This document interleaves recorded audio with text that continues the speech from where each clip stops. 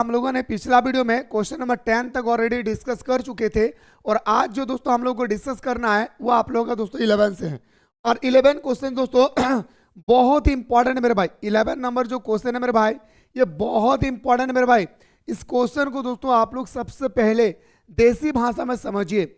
जब दोस्तों आप देसी भाषा में समझ जाएंगे ना तो लिखने में बड़ी मजा आएगा भाई। इस बात को याद रखिएगा क्या मेरे भाई, लिखने में बड़ी मजा आएगा। सर क्या है क्वेश्चन, सबसे पहले क्वेश्चन समझाइए। तो मेरे दोस्तों देखिए क्वेश्चन कहता है कि राजस्व व्यय और पूंजीगत व्यय, यानी दोस्तों राजस्व व्यय और पूंजीगत व्यय के बीच में अंतर स्पष्ट करना है। मेरे दोस्तों मैं आपको सबसे पहले बताना चाहूंगा ये क्वेश्चन फिक्स पैटर्न वाला क्वेश्चन है भाई। जैसे मैंने आप लोगों को बताया था कि बजट किसे कहते हैं, बजट के कितने प्रकार होते हैं, बजट के बारे में व्याख्या करें। जैसे मैंने आपको कहा था कि आपके पेपर में D2 छपेगी, ठीक इसी तरह से मेरे दोस्तों आपको मैं बताना चाहूंगा कि जो राजस्व व्यय है और दोस्तों हमारा पूंजीगत व्यय है इसके बारे में दोस्तों आपके पेपर में क्वेश्चन आएगी भाई, इसे याद रखेगा। ठीक है, तो सबसे पहले मेरे दोस्तों मैं आपको चाहूंगा कि आप देसी भाषा में समझिए, तब मेरे दोस्तों आपको समझ में आएगा। मेरे दोस्तों सरकार कुछ पैसा ऐसी जगह इन्वेस्ट करती है जिससे सरकार को कोई भी प्रॉफिट नहीं है भाई। क्या मेरे भाई, सरकार को कोई भी प्रॉफिट नहीं है, समझे मेरे भाई। सरकार कुछ पैसा एक ऐसी जगह पर इन्वेस्ट करती है मेरे भाई जिससे सरकार को कोई भी प्रॉफिट नहीं है। मेरे दोस्तों अगर मैं पूछूंगा कि वो कौन सी जगह है तो आप चिल्ला चिल्ला के कहेंगे सर जैसे आज हमारी पेंशन दिए जा रहे, आज हमारे 60 साल से ज्यादा होने वाले महिला हो या पुरुष हो दोस्तों उसके पेंशन दिए जा रहे, विधवा पेंशन दिए जा रहे, विकलांगों को पेंशन दिया जा रहा है। क्या सरकार को इसके बदले में कोई रिटर्न मिलता है, कुछ भी प्रॉफिट होता है सरकार को? आप कहेंगे सर नहीं। तो इसे मेरे दोस्तों हम लोग क्या बोलेंगे, राजस्व व्यय। क्या बोलेंगे मेरे भाई, ऐसे पैसा को दोस्तों हम लोग राजस्व व्यय बोलते हैं जो सरकार दोस्तों सरकार के द्वारा तो दिए जाते हैं पर मेरे दोस्तों सरकार का इससे कोई भी प्रॉफिट नहीं होता है। इसके बाद सर हमारा आता है पूंजीगत व्यय। पूंजीगत का मतलब पता चल ही जा रहा है भाई, पूंजीगत व्यय का मतलब क्या होता है सर कि हम पूंजी इन्वेस्ट कर रहे हैं भाई। जब हम कहीं पूंजी लगाएंगे दोस्तों हमें कहीं ना कहीं प्रॉफिट होगा भाई। ठीक है दोस्तों सरकार एक ऐसी दोस्तों पैसा को इन्वेस्ट करते हैं, सरकार एक ऐसी जगह पे पैसा को अपना इन्वेस्ट करते हैं जहां पे दोस्तों सरकार को इन्वेस्ट करने के बदले लाभ होती है भाई। क्या होता है मेरे भाई, लाभ होता है। बोलेंगे सर वो जगह का नाम बताए जहां पे सरकार इन्वेस्ट करती है और उनको लाभ होता है, तो मैं बताऊंगा सर वो जगह का नाम है हमारा सड़क बनाना, हॉस्पिटल बनाना। बोलेंगे सर क्या होता है, सड़क बनाने से सरकार को कैसे प्रॉफिट मिलेगा?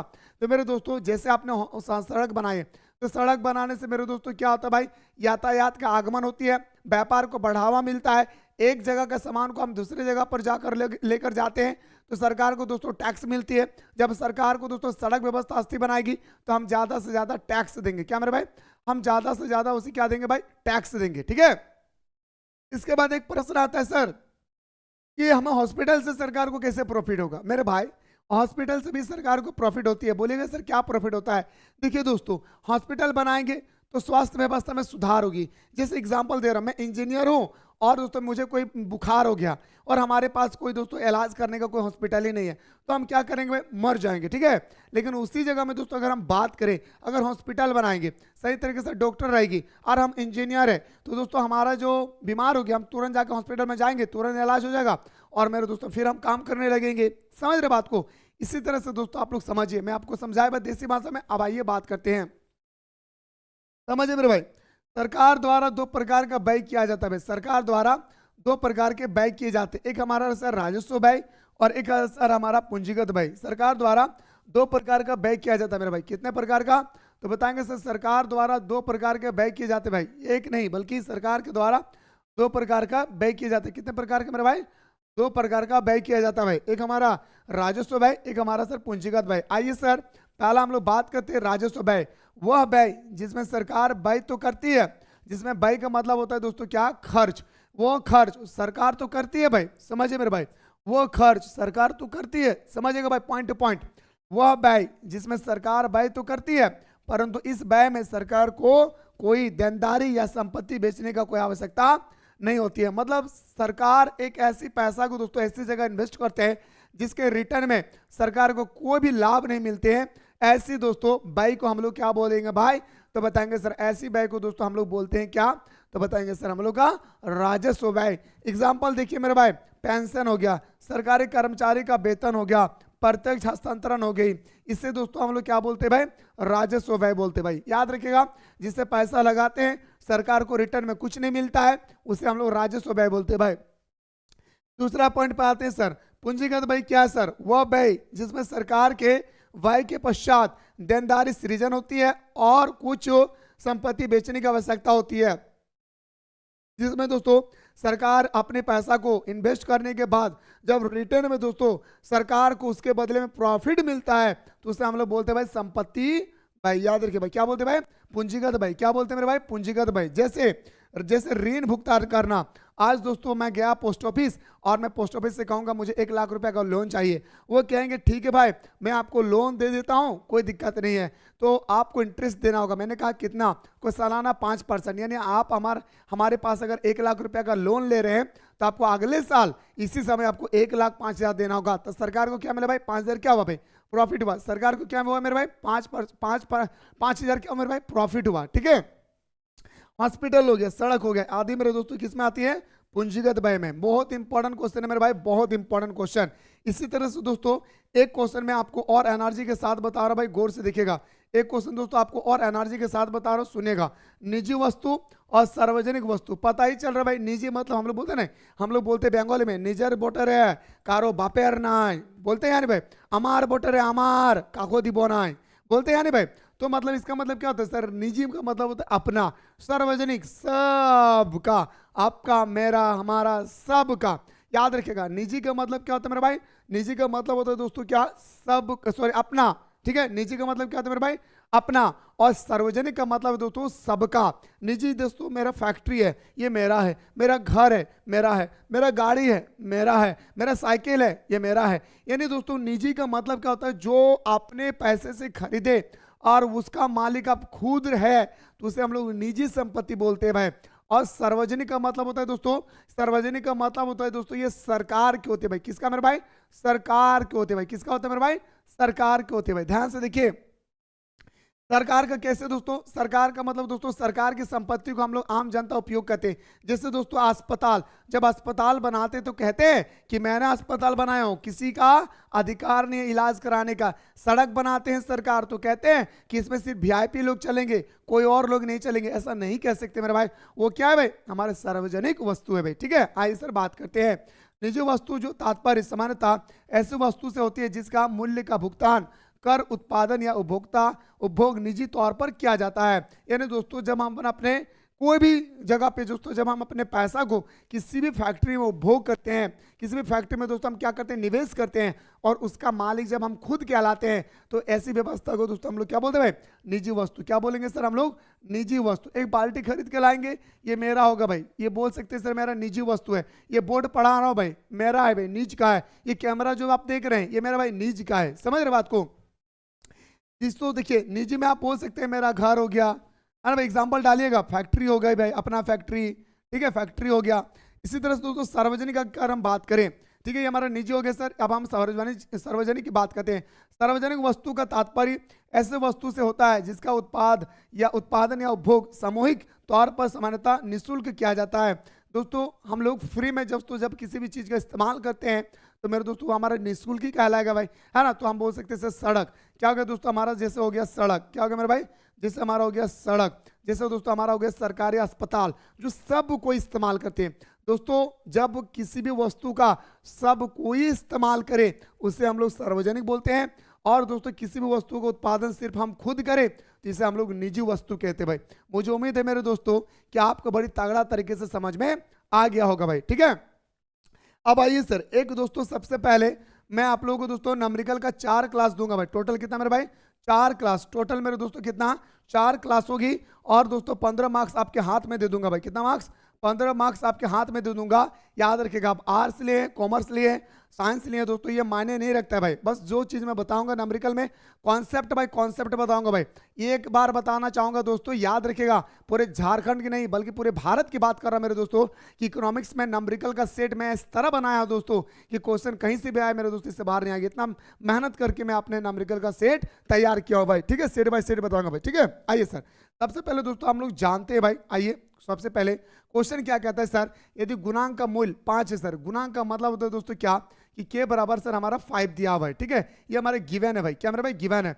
तो सीमांत उपभोग प्रवृत्ति का मान बताइए। सीमांत उपभोग प्रवृत्ति मतलब क्या होता है सर, गौर से देखिएगा, मार्जिनल प्रोस्पेंसिटी कंजप्शन आपसे पूछा गया भाई, याद रखिएगा क्या पूछा गया सर, मार्जिनल प्रोस्पेंसिटी कंजप्शन आपसे पूछा गया, क्या पूछा गया मेरे भाई, मार्जिनल प्रोस्पेंसिटी कंजप्शन आपसे पूछा गया, ठीक है सर, ये मुझे निकालना है, ये के बराबर मुझे दिया हुआ है सर, ठीक है।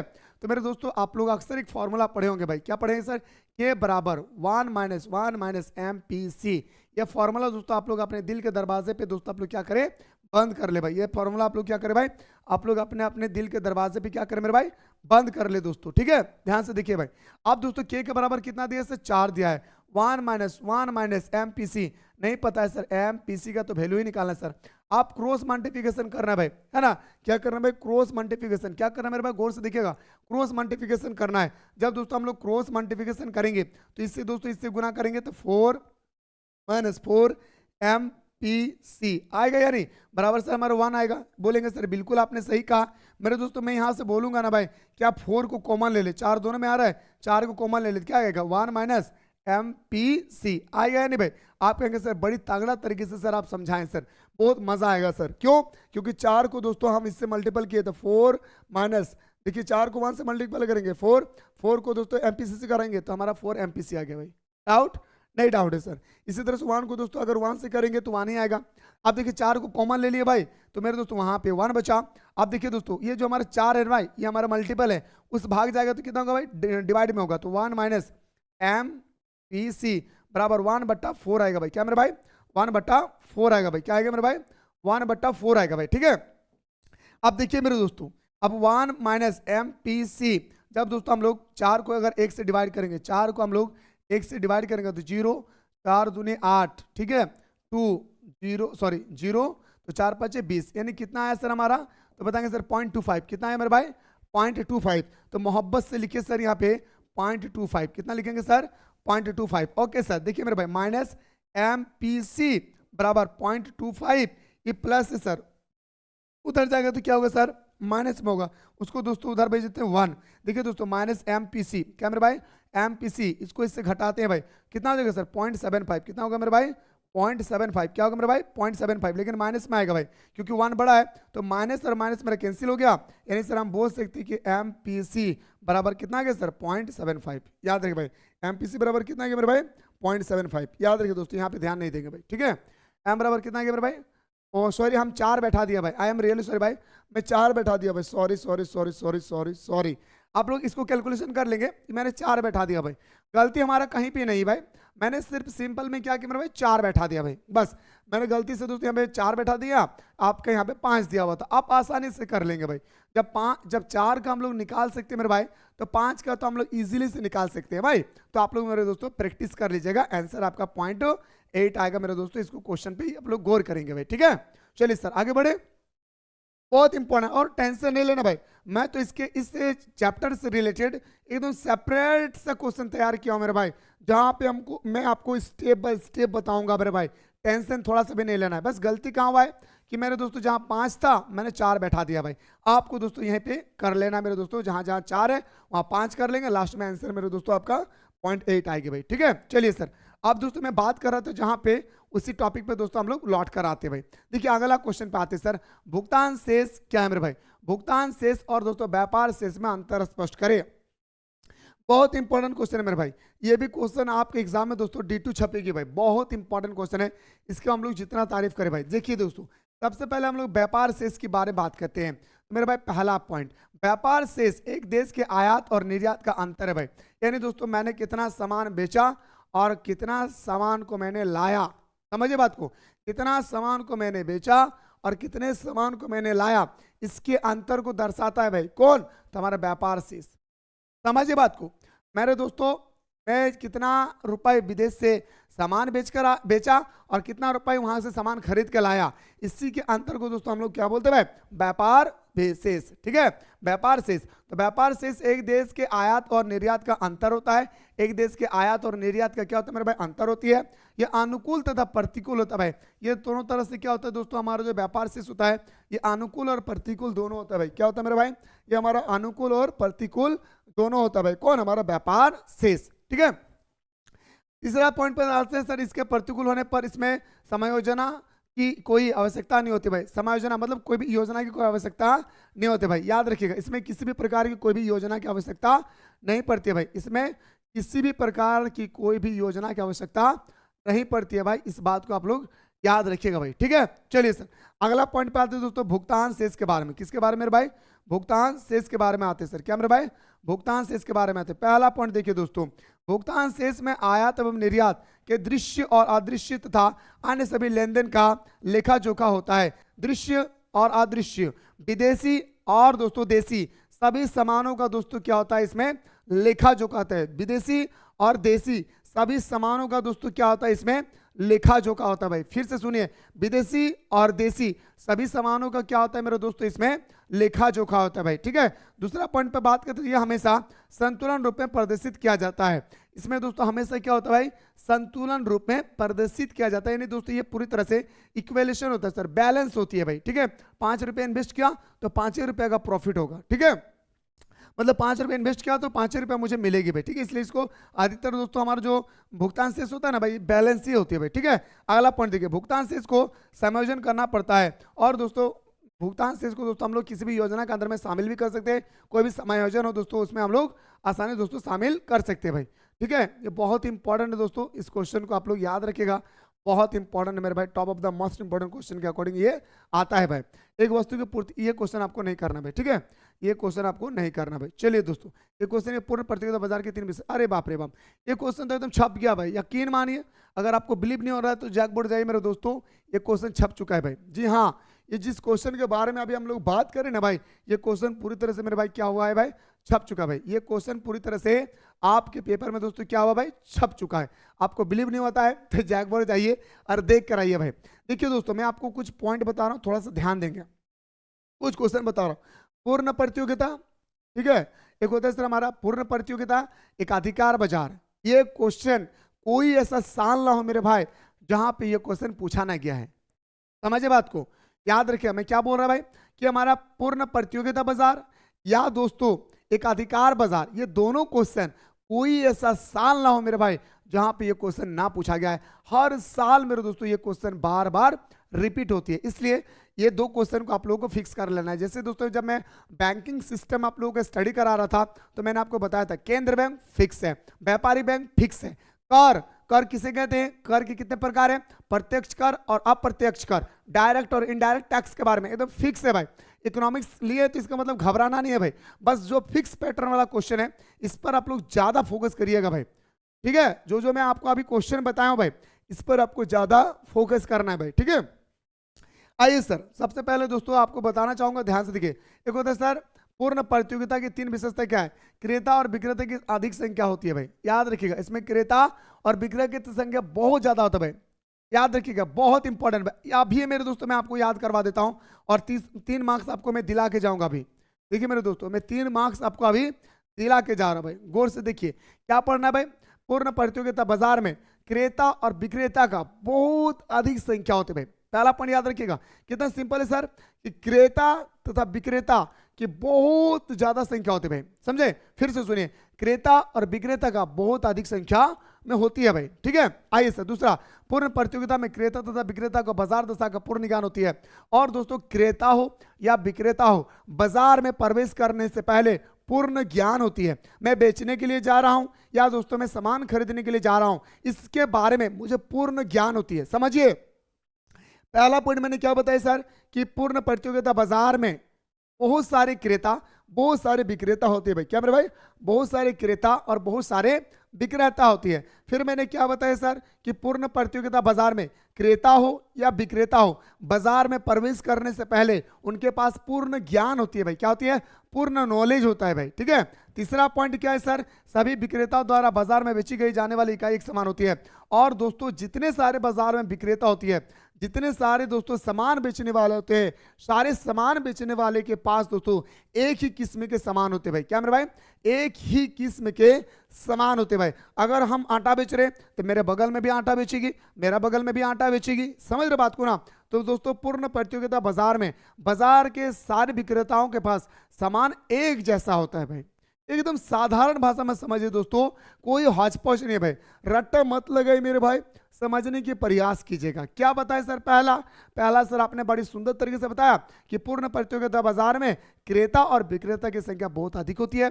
दूसरा पॉइंट बताया सर आपने कि क्रेता हो या विक्रेता हो, बाजार में एंट्री लगाने से पहले यानी प्रवेश करने से पहले उसके पास उस बाजार का पूर्ण ज्ञान होती है। सर तीसरा आपने क्या बताया सर कि क्रेता हो या विक्रेता बाजार में पूर्ण प्रतियोगिता बाजार में विक्रेता जो होती है दोस्तों, बेचने वाला, उनके सामान दोस्तों एक समरूप होती है।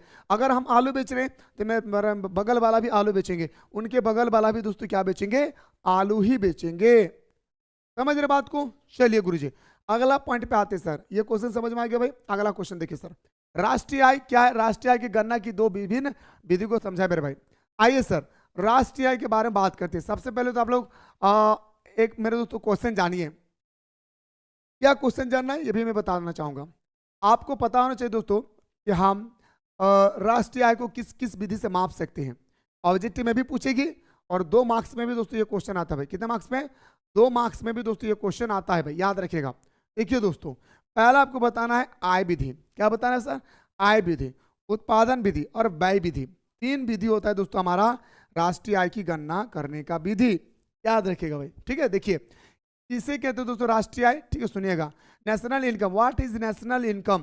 किसी देश की अर्थव्यवस्था द्वारा एक वित्तीय वर्ष मतलब 1 अप्रैल से लेकर के 31 मार्च। क्या मेरे भाई? 1 अप्रैल से लेकर के 31 मार्च। ठीक है। एक वित्तीय वर्ष के दौरान उत्पादित अंतिम वस्तु व सेवाओं के शुद्ध मूल्य के योग को राष्ट्रीय आय कहते हैं। और मैं तो कहूंगा मेरे दोस्तों कि आप इस क्वेश्चन को अपने दिल पे बसा ले भाई, आप ये बसा ले मेरे भाई। आप इस क्वेश्चन को आप अपने दिल पे अभी बसा ले मेरे दोस्तों मेरे सामने, क्योंकि दोस्तों ये क्वेश्चन बहुत इंपॉर्टेंट भाई।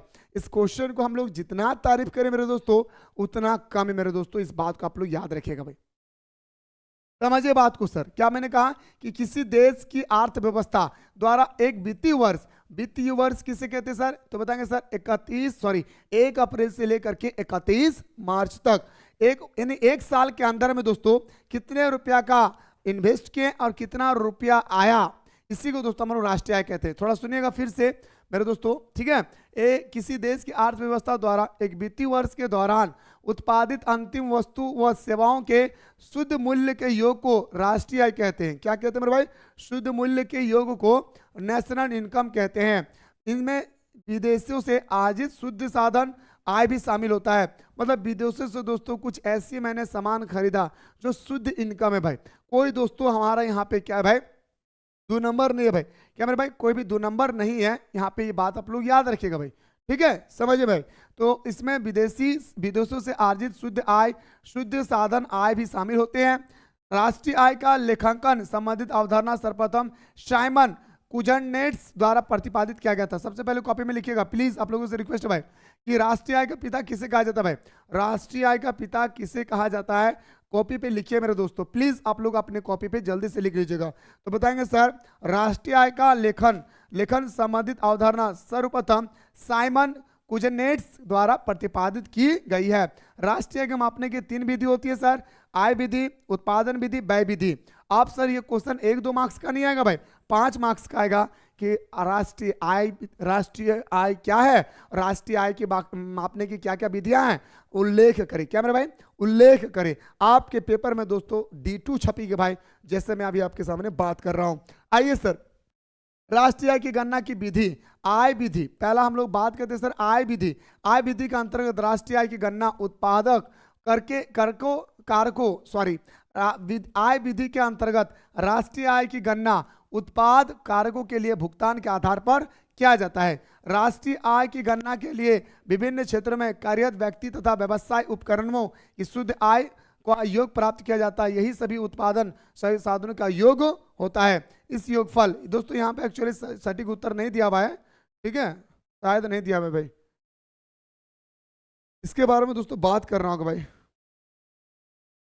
इस क्वेश्चन को मैं दोस्तों मैं आपको फिर से बताऊंगा भाई,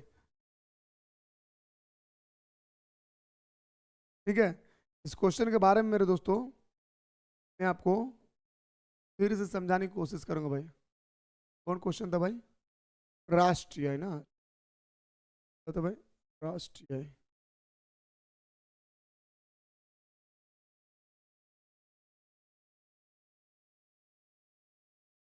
ठीक है, तो दोस्तों आज हम चाहते हैं दोस्तों इतना ही क्लास हो, ठीक है, छोटा छोटा पढ़े दोस्तों, ठीक है, ज़्यादा नहीं करना मेरे भाई, छोटा छोटा टॉपिक को लेकर आते हैं भाई, ठीक है। फिर मेरे दोस्तों मैं आपको नेक्स्ट क्लास में बताने की पूरी कोशिश करूंगा मेरे भाई। आज हम लोग इतना ही बात करते हैं। अगर अगला क्वेश्चन देखना चाहते हैं तो जल्दी से मेरे दोस्तों सारे स्टूडेंट्स कमेंट सेक्शन में कमेंट करें। मैं आपको दोस्तों अगला क्लास में यहीं से बताऊंगा दोस्तों। याद रखिए, कहाँ से सर? तो नेशनल इनकम से दोस्तों मैं फिर से बताऊंगा भाई। नेशनल इनकम के बारे में दोस्तों मैं चाहता हूँ दोस्तों कुछ समय लेकर मैं बताऊँ। समय का मतलब दोस्तों कुछ टाइम लेकर बताऊं, क्योंकि दोस्तों नेशनल इनकम के बारे में आपके पेपर में 100% छपेगी क्वेश्चन भाई। क्योंकि दोस्तों इस नेशनल इनकम से आपके पेपर में ना मेरे भाई याद रखिएगा, आपके पेपर में मैथमेटिक्स का भी क्वेश्चन आती है, जिसे हम लोग नंबरिकल बोलते हैं ना भाई। तो नंबरिकल क्वेश्चन आप कब कर पाएंगे? जब दोस्तों आपके आइडिया होगा कि नेशनल इनकम क्या है, नेशनल इनकम में किनको किनको शामिल किया जाता है, ये सारे चीज़ों के बारे में दोस्तों जब तक आपका आइडिया नहीं होगा ना भाई, तब तक मेरे दोस्तों आप इसमें नहीं लिख सकते भाई। तो आज दोस्तों इतना बात करते हैं, मुलाकात का